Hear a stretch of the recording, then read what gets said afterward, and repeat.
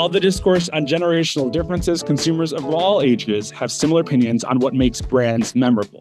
In fact, 51% of consumers say that the most memorable brands on social respond to consumers. Rachel, you are not only the director of social for Sprout, but you're also on a ton of call with potential customers and current customers. So I know that you speak to a lot of social media practitioners and experts. So I'm really curious about your perspective here. Were you surprised that responding to customers was the most memorable thing a brand can do for social? I don't want to sound snobby, but I was not surprised.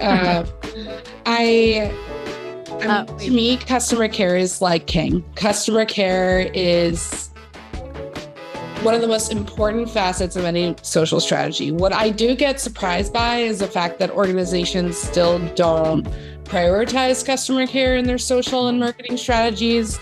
I think, yes, like making good content is, of course, like a cornerstone. It's one thing that is very important for your strategy, but the experience that people have with your content, your product, with your brand, that's really tends to be what ends up on social, what ends up coming out through customer care. And so the less attention you pay there, the less effective your overall strategy is going to be. So no, I was not surprised to answer your question, but I do think that it is surprising that people, knowing it's so important, don't prioritize it. Yeah, fair point.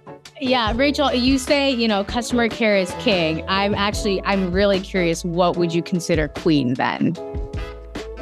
Well, that's a really good question.